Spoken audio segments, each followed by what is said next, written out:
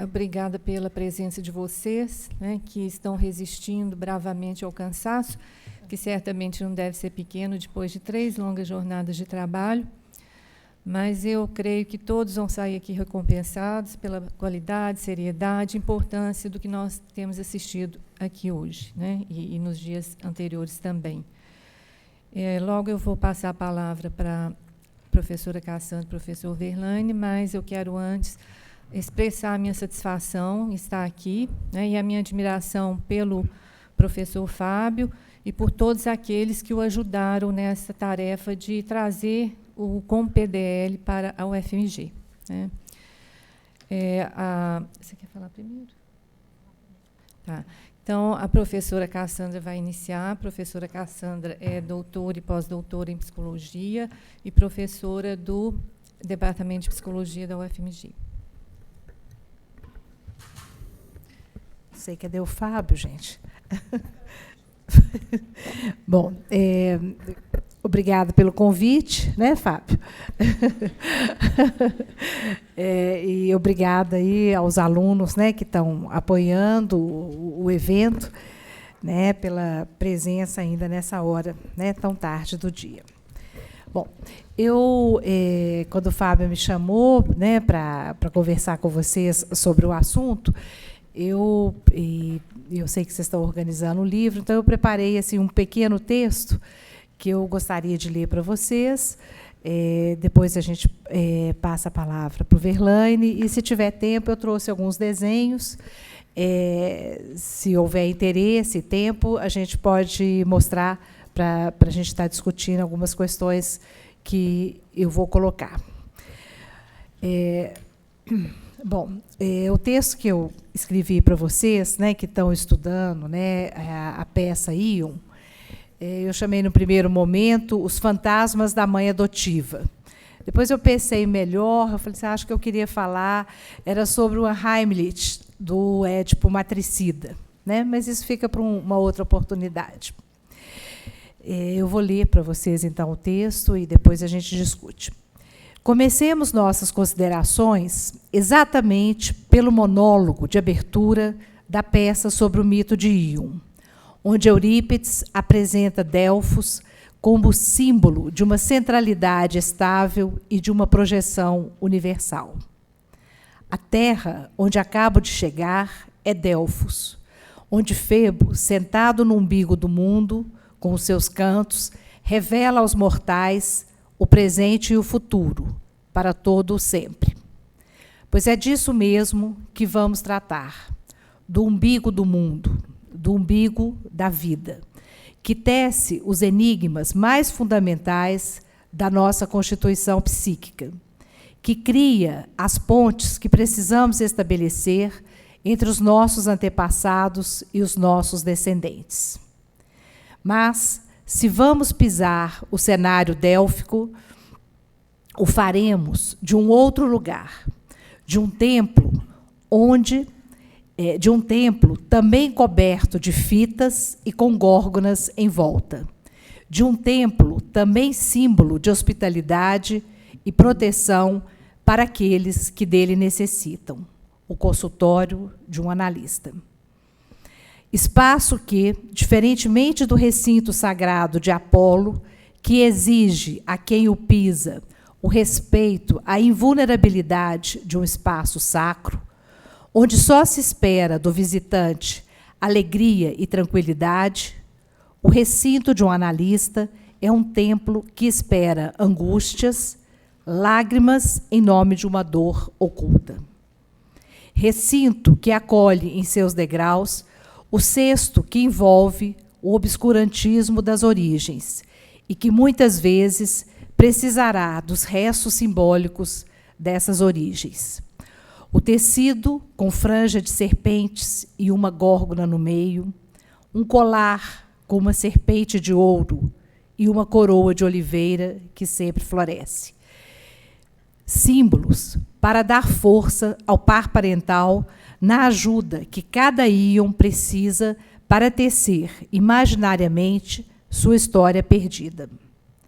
No entanto, a trama da adoção não se esgotará através da verdade desvelada, como vemos em Eurípides, com a reação de Íon a Creusa. Ó mãe querida, como me sinto feliz por me inclinar para o teu rosto feliz. O nosso Íon sequer desejará ir em direção à sua mãe, Creusa, para com ela viver como temem tantos pais. Uma vez verbalizada, a verdade apenas reabrirá a ferida da fratura narcísica do abandono e nomeará o sentimento de Heimlich, de estranhamento, que Íon vinha experienciando no lar que o acolheu. Muitas vezes, a verdade das origens precisará de um longo tempo de incubação. Mas, quando novamente vier à luz, qual não será a nossa surpresa diante da riqueza do cenário natural de reações humanas das mais diversas e tensas? Entretanto, em meio a tons específicos de cada dramática pessoal, será possível vislumbrar, no entorno da ferida narcísica, a presença da composição de movimentos psíquicos que arriscaríamos chamar de universais. Em primeiro plano, encontra-se o entrelaçamento das incógnitas confinadas por detrás da verdade real das origens.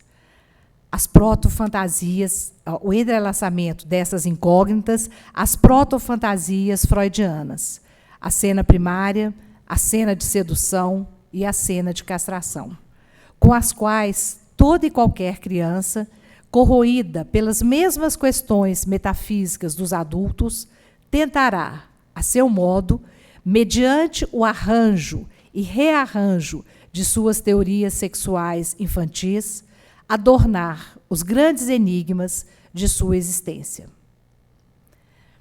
Em segundo plano, vislumbraremos a recusa da verdade. Eu não posso aceitar que fui abandonado, porque senão eu terei de me haver com a causa disto. Eu não valho nada. Assistimos, assim, à instalação de uma Verloinung, né, de uma recusa, de uma desautorização, cuja tradução, na opinião de Luiz Cláudio Figueiredo, a melhor tradução, seria desautorização. Uma vez que o autor, né, esse autor esclarece que o que se recusa não é uma dada percepção, mas o que vem ou viria depois dela, seja como uma outra percepção, que a primeira torna possível, uma possibilidade de simbolização, uma conclusão lógica aparentemente necessária ou uma lembrança que a percepção pode reativar.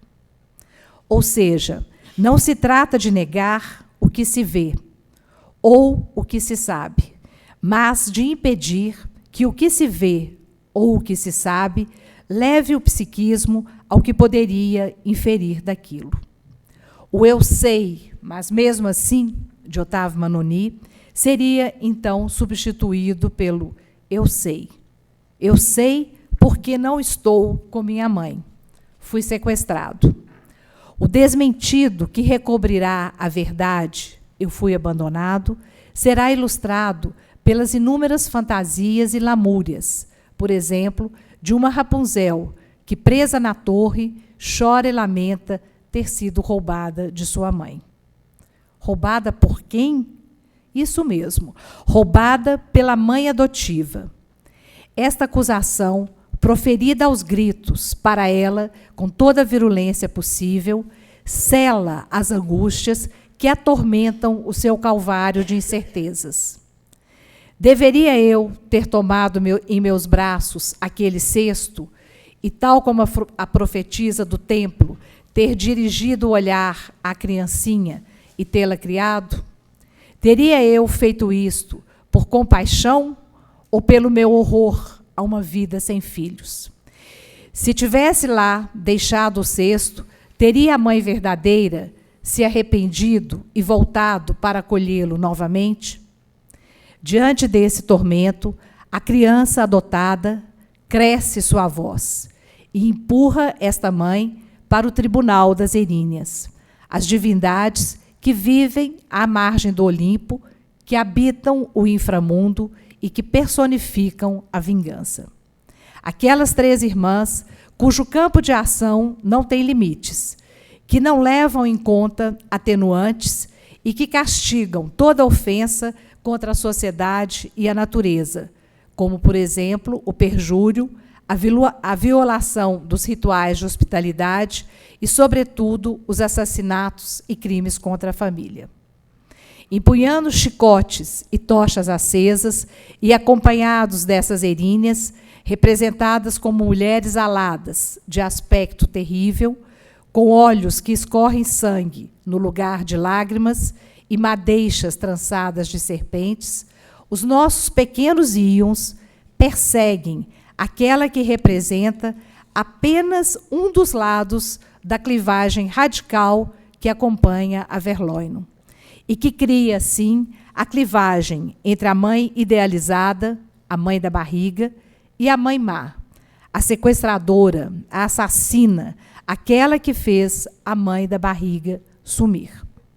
Cruzamos, assim, o panteão que nos conduz ao universo triangular e primitivo do Édipo arcaico, verdadeiro inferno de Dante, onde vão se degladiar as múltiplas facetas dessas mães. Em cada round dessa luta, assistimos a uma das facções sendo vencedora.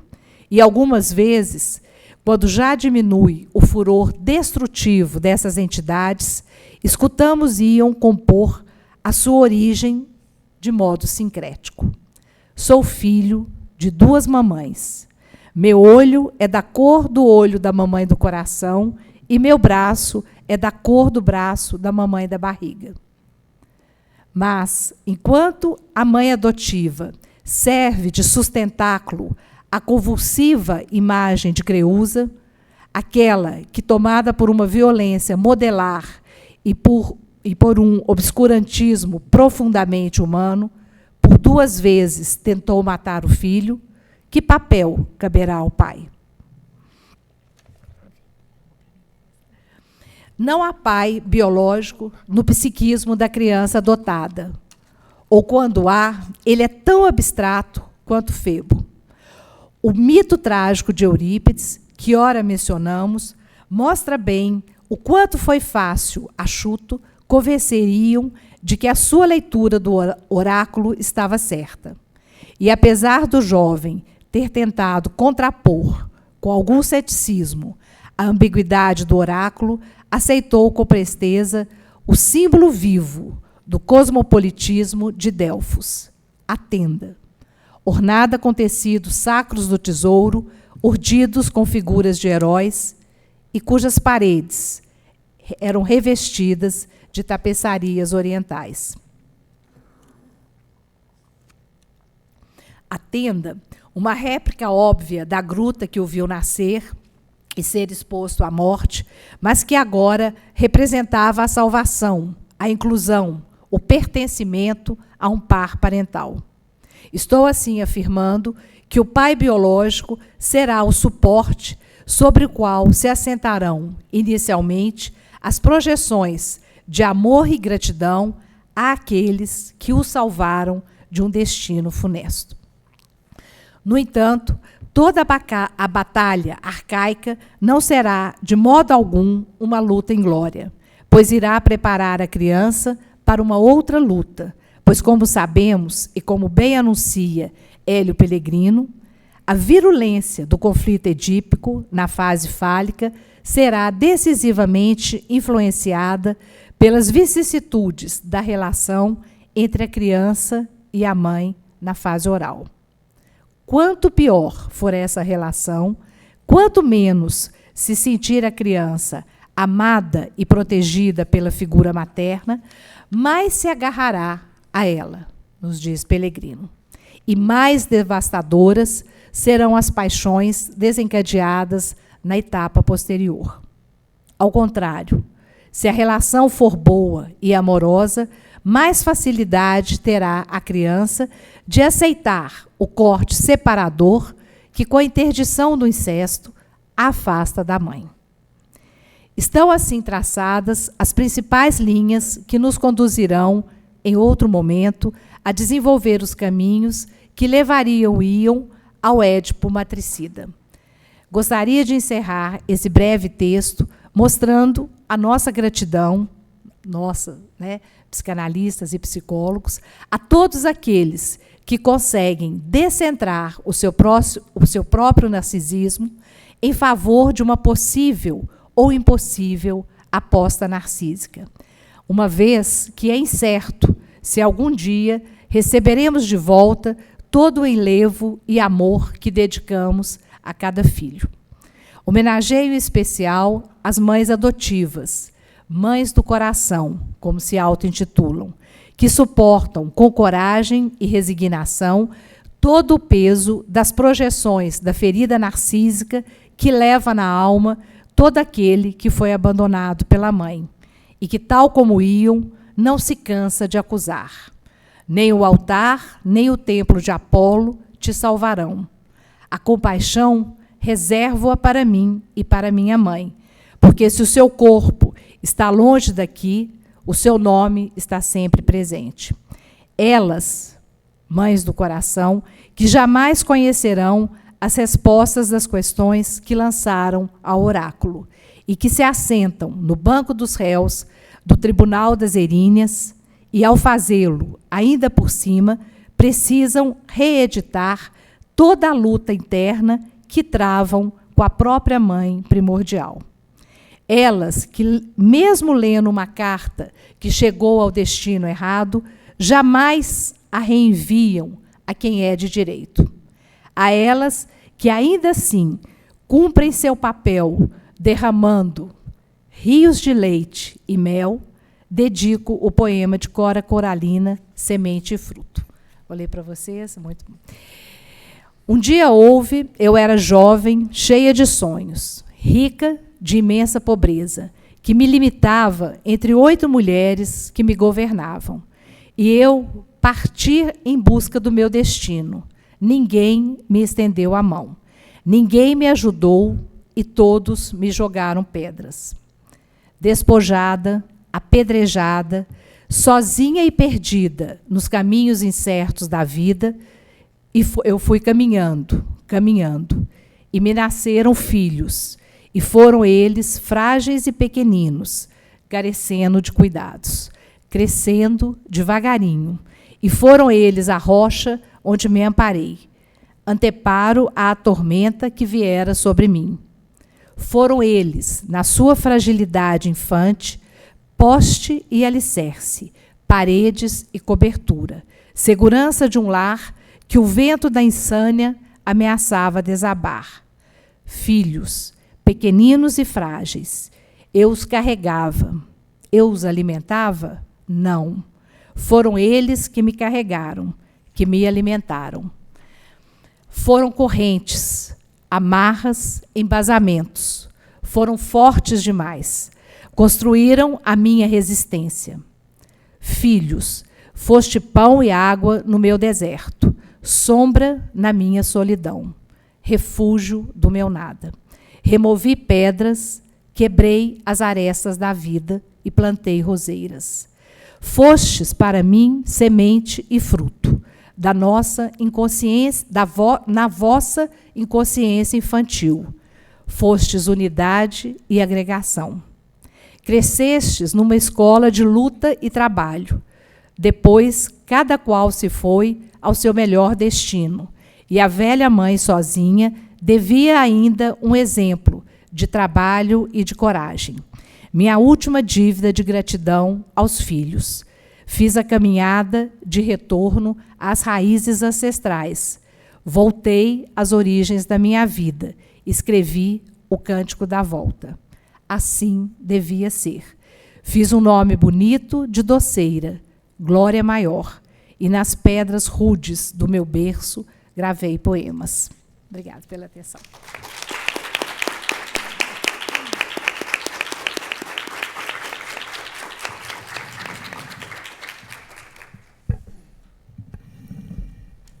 Obrigada, Cassandra, pela apresentação. Vou passar a palavra, então, ao professor Verlane, que é professor do Departamento de Filosofia da UFMG.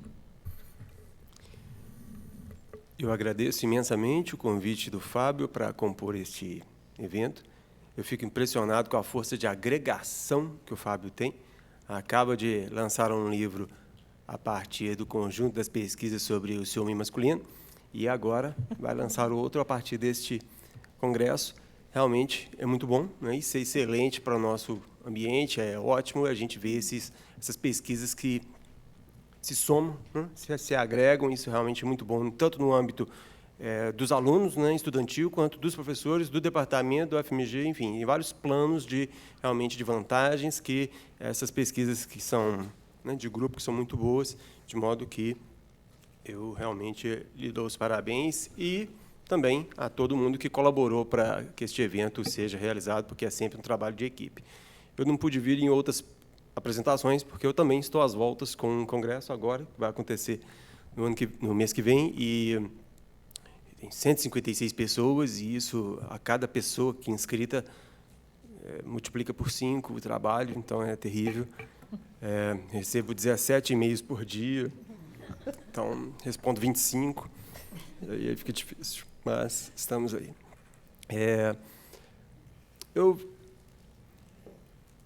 A minha leitura vai ser, como de costume, chata, no sentido de que a tragédia grega é lida por mim essencialmente a partir de Nietzsche.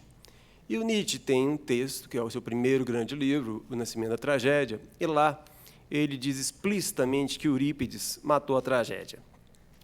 Ele diz que a tragédia morreu tragicamente nas mãos de Eurípides. É a tese dele, dentro do livro, que é o fato de que a tragédia surge a partir do espírito dionisíaco da música e vai morrer nas mãos da filosofia socrática, assambarcada pela magistral literatura trágica teatral de Eurípides. E eu não só gosto, acho interessante essa leitura, como ainda por cima me identifico muito com ela. Então, aí fica um caso sem saída, porque já formou uma solução de compromisso em que os dois termos são amigos, né? Então, geralmente, a formação de compromisso é de termos antagônicos. Nesse caso, a solução de compromisso de termos que são compatíveis. De modo que eu tentei escrever um texto amigo. Friendly, né? Eurípides friendly. Mas, I'm sorry, mas não teve jeito. Ainda bem que eu sou o último a falar, né? Aí, então, não serei apedrejado, né? Chamado de coxinha, coisa do naipe, assim. Então, aí eu escrevi um texto que, na verdade, é mais uma base para a minha fala, e, enfim, vou calcular o tempo aqui de meia hora para poder falar, em que eu vou falar sobre o título que eu me enviei, né, que é sobre a relação do indivíduo e coletividade. E aí eu vou tomar o Édipo Rei, a tragédia de Édipo Rei, e vou contrastá-la com o Íon de Eurípides, tecendo, então, algumas considerações acerca do que significa a potência poética de instauração da tradutibilidade possível no âmbito estético, do que é este nó do trágico como elemento histórico-poético da cultura grega em sua demarche, em sua marcha de instauração da individualidade como uma tarefa política, uma tarefa da cultura, de modo a dar a cada um de nós a possibilidade de ter um eu, em contraste, então, com a profundidade abissal da natureza sagrada e a luminosidade solar do império da polis e de sua lei positiva. O trágico na Grécia Antiga significou o entrelaçamento dialético vertiginosamente não resolvido entre os planos da totalidade cósmica, do movimento de instauração da experiência da comunidade político-democrática e da afirmação da individualidade em sua unificação ao redor do eu. Temos 3 planos, então, a ideia de totalidade cósmico da natureza e da sacralidade, da instauração da experiência democrática política e da afirmação do eu. São esses 3 planos que eu vou tentar falar. Nessa confluência de realidades distintas, cada uma impõe sua própria verdade, ao mesmo tempo em que se dá a conhecer como arbitrária, insuficiente, buscando sempre uma dobra sobre si mesma para se afirmar como tal, seja na plenitude da palavra sagrada, que torna presente a força do Deus, seja da disputa jurídica plenamente secularizada, não existe ainda a consciência trágica, ou ela não mais existe. Então, o trágico existe quando o sagrado já não é mais absoluto, e quando a dimensão político-jurídica ainda não se instaurou em todas as suas parcialidades racionalmente orquestradas pelo discurso da ágora. É neste meio do caminho é que o trágico se insere. O teatro trágico grego representa a tentativa de exprimir esse modus vivendi multifacetado por meio da força da ambiguidade das palavras, do canto, das imagens, do pensamento e da ação. Nenhuma outra figura cultural seria capaz de fazer justiça à intuição íntima do quanto é, ao mesmo tempo, necessário e impossível traduzir num plano da consciência a dor íncita na condição humana de um ser calcado em contradições insolúveis. O objetivo desse texto é tomar as tragédias de Édipo Rei de Sófocles e o Íon de Eurípides como testemunhas de dois momentos distintos do percurso grego antigo na plasmação poética da consciência trágica. O trágico não é apenas o teatro. O teatro, a literatura, a escrita, é uma tradução estética, poética, daquilo que seria a vivência do trágico. Só que essa tradução tem características específicas, que dão uma visibilidade própria a essa consciência trágica, que é propriamente da indecidibilidade de ajustamento do indivíduo, da sociedade, da cultura, em termos de sua colocação de um passado arcaico ainda em vigor e de um futuro que se instaura na possibilidade de cavar um espaço de liberdade no âmbito da necessidade da natureza e dos deuses. Várias são as noções centrais que permeiam a ambas as peças.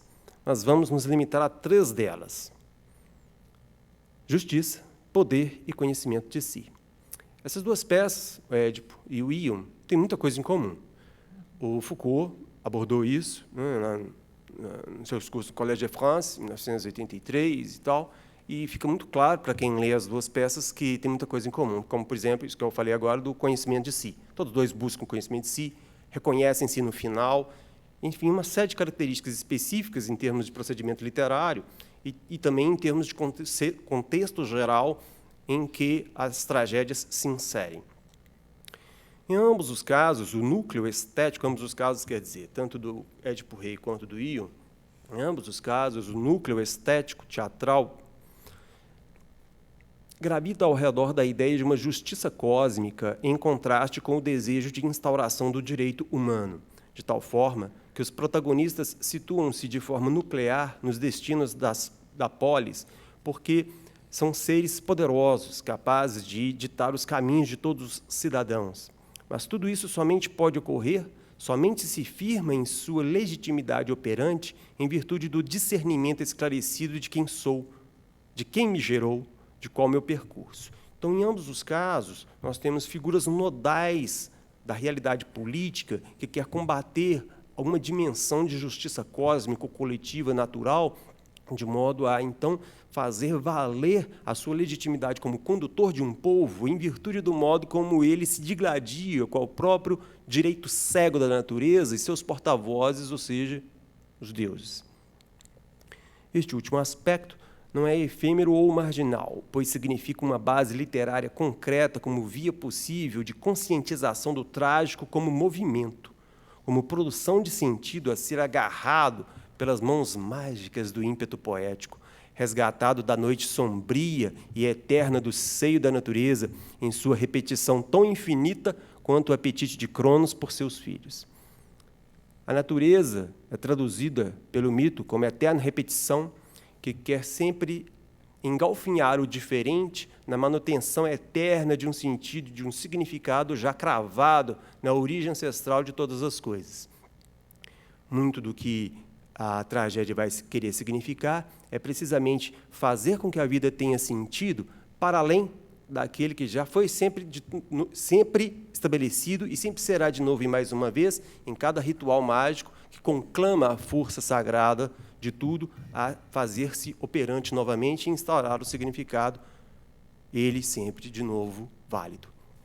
Em Édipo Rei, como sabemos, o personagem central faz convergir em todas as dimensões de seu ser, desde o fato de que era manco até sua sapiência e arrogância, o caráter heteróclito da figuração trágica da existência. Heteróclito quer dizer que tem origens diferentes. Não é só heterogêneo, mas cuja heterogeneidade é dada por origens distintas, naturezas distintas. Édipo é um ser heteróclito e tem elementos diferentes que o configuram como tal.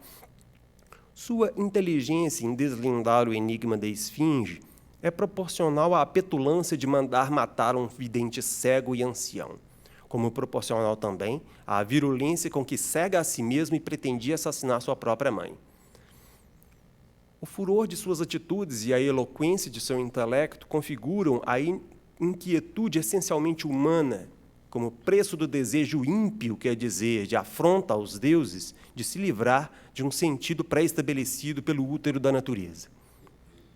Toda a demarcha, ou seja, a marcha, o caminhamento, o percurso do processo jurídico de investigação do criminoso converge no aprofundamento de uma desgraça, cujo sentido dramático consistirá precisamente na única via de afirmação de si mesmo como humano, qual, a saber, a assunção da culpa como um filete esganiçado de esperança de ser si mesmo. Édipo só pôde ser si mesmo ao assumir profundamente a dor de ser culpado. O problema é que essa culpa era a única via possível de ele se assenhorar de si como sujeito. Tal como disse Nietzsche, o trágico não existe sem o Apolíneo, sem a sedução do vínculo unitário de tudo ao discernimento luminoso do ser das coisas e de si mesmo. Em Édipo, porém, o Apolíneo parece trabalhar a serviço do esfacelamento dionisíaco, constituindo um nó dialético, em princípio inexpugnável, pois o saber de si, ou seja, o conhecimento de Édipo sobre si próprio, de onde ele veio e quem ele é, pois o saber confere ao protagonista uma salvação desgraçada ou uma desgraça humanizada, o que dá no mesmo, na construção de um si mesmo que somente se impõe devido à dor que é sentida na assunção de um crime sem autoria. A desgraça fundamental do Édipo é que ele cometeu um crime sem autor. Só que isso é pior do que tornar-se criminoso. Só que o saber vai encaminhá-lo precisamente para essa desgraça de ser o pior dos homens. Então, o pior dos homens é a via de salvação desgraçada para quem tinha a suprema infelicidade de ter cometido um crime sem autor. Nessa vertigem de tentar escavar uma via estreita e pedregosa de contingência no meio de um pântano de forças cósmico-coletivas monolíticas e absolutas, a plasmação poética significa precisamente a tentativa de mostrar que tanto a positividade do desejo, instaurador de leis, ou seja, as leis humanas da cidade, quanto o destino férreo traçado pelo Deus são iníquos. Todos dois são injustos, contraditórios em sua prepotência de doação de sentido inequívoco. Somente a transcendência poético-literária faz transitar na composição jubilosa das imagens de dor, de percurso e de desejo de salvação a única via possível de liberdade, a saber, da consciência do quão insuficiente significa a legitimidade do existir. Isso aqui é essa frase, essa ideia que eu trouxe agora, é um misto de Hegel e de Nietzsche, porque a ideia de Hegel, que também leu as tragédias, de forma bastante eloquente, ele diz que o combate em Antígono, por exemplo, não é apenas de dois interesses, é entre duas universalidades. O que significa dizer que é o combate entre dois absolutos. E é esse combate entre dois absolutos que vai surgir a positividade construída do direito romano que vem depois. Só que no caso da Grécia, na tragédia, o que há é ainda a consciência da precariedade de todo sentido. E é essa precariedade que deverá alcançar uma mínima tradução possível na continuidade do estético literário trágico, como peça teatral. Uma vez despido da aparência de fusão uterina com a raiz ontológica, ou seja, sagrada de tudo, mas ainda não nutrido pela ilusão de unidade consciente de si, consigo mesmo, o ser humano se apercebe como um eterno estrangeiro no espaço traçado por sua própria consciência, desistido do Deus e bajulado eternamente pelo brilho ofuscante de seu saber. Então, é aquela história. Uma vez saído do útero profundo e abissal da natureza, regida pela voz do Deus, o ser humano passa eternamente a ser um estrangeiro.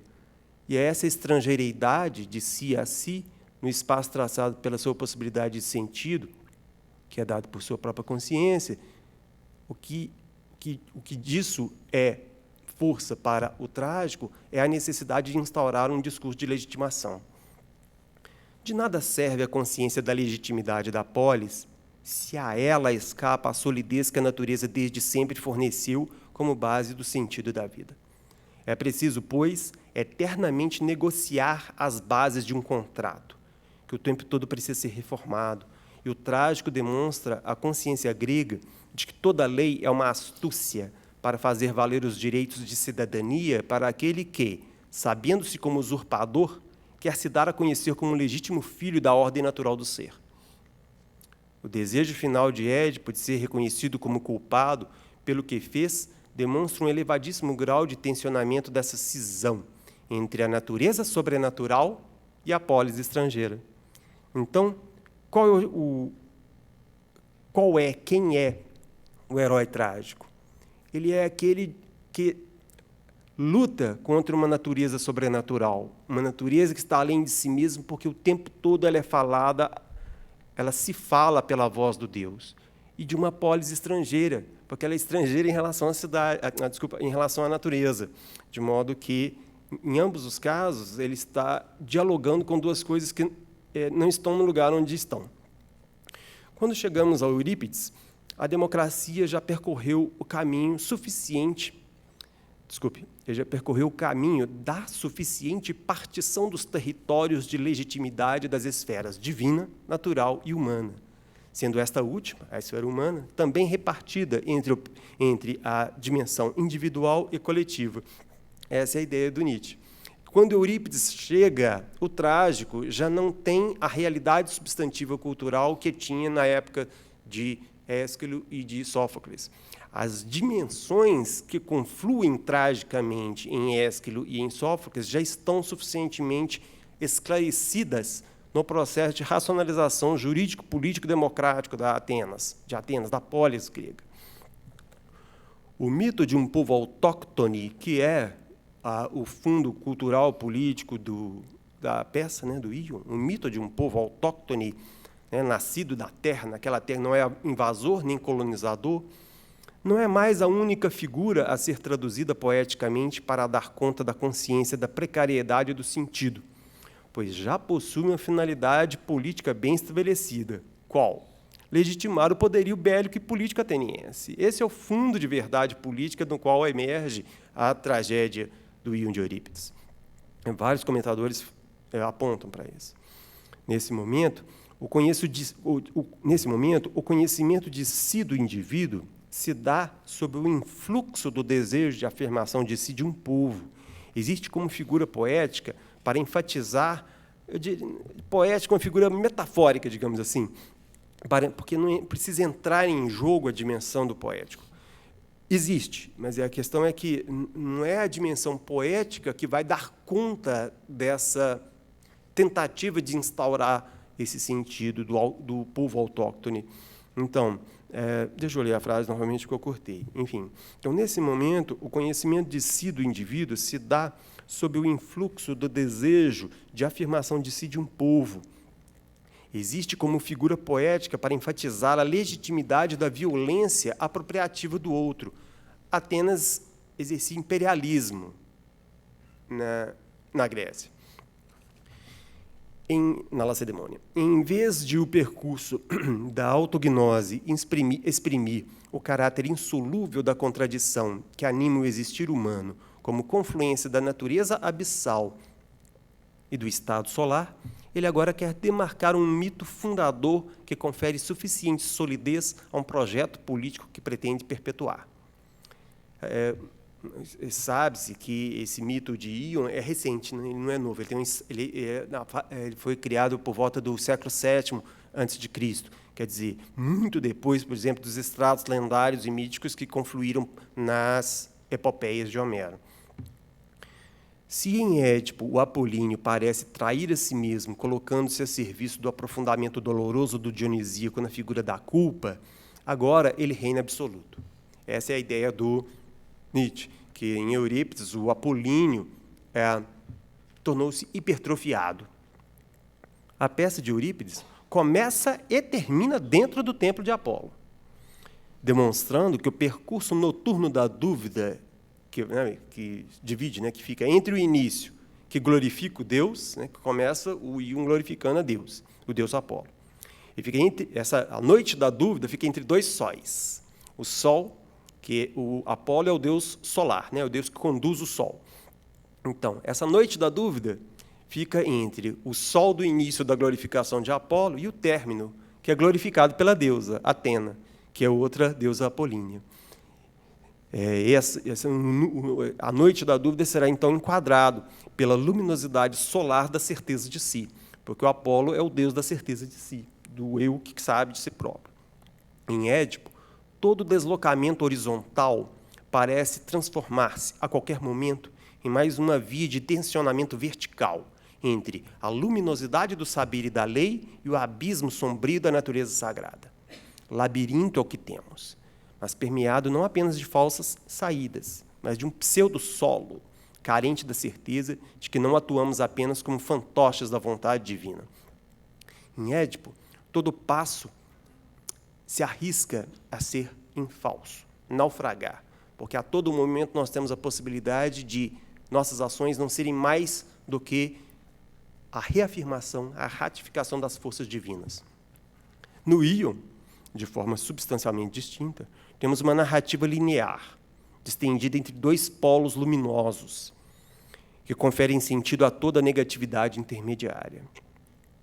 Se no primeiro, ou seja, no Édipo, a arrogância humana perante os deuses é ao mesmo tempo punida e identificada a única via possível de afirmação de si através de sua figuração poética, agora, no Íon de Eurípides, temos um Deus que mente de forma risível no início da peça e garante a felicidade no final.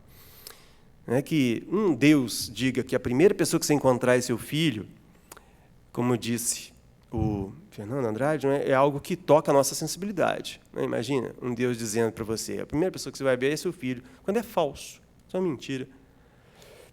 Se no Édipo a ilusão de ser um rei legítimo é aniquilada pela crueza de se saber um criminoso, no Íon, a ilusão do rei em ser pai é produzida pelo Deus e reafirmada como uma bênção, não só individual quanto coletiva. É bom que ele se iluda, não só para ele, mas para toda a cidade. Olha a diferença acachapante da dimensão de ilusão reinante, no caso, em Édipo, quando ele tinha a ilusão de que ele podia ser rei, mas ele acabou sendo um cego miserável e se cometendo suicídio, e um outro em que a ilusão é produzida pelo Deus, abençoada por ele, para dar continuidade à polis como um todo. O espaço democrático e jurídico na positividade da polis será precisamente o que é plasmado na peça de Eurípides, uma eterna negociação de aparências talhada para caber nos trilhos da racionalidade.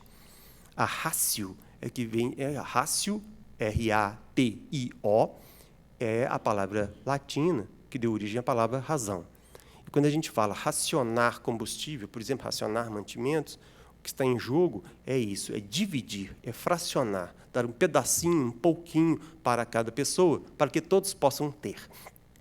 A ratio é propriamente a capacidade de dividir, de particionar, sendo a base fundamental para a percepção jurídica da legitimidade. Não existe posicionamento questionativo de legitimidade a não ser a partir da ideia de ratio, ou seja, cada um tem sua dose de legitimidade em termos de ocupação do espaço, seja ele concreto, nas nossas cidades, seja de espaço dos direitos, quem vota, quem não vota, e etc. Cada uma das partes em um processo criminal, um processo civil, etc., será precisamente isso. O juiz fala, as partes podem entrar em acordo. Então, as partes lá no processo são isso mesmo. Cada uma delas é uma parte de uma totalidade cujo sentido já não mais cabe questionar se está pré-estabelecido. Até os deuses mentem politicamente, como fez o Apolo, advogando por sua necessidade societária, política, jurídica, tal. Tudo é válido, tudo é admissível, tudo possui sua cota de legitimidade, com a seguinte cláusula: desde que se insira de forma suficiente no projeto de robustez da unidade do corpo político. Isso é direito, isso é política, isso é democracia, que a gente acha bom. E é.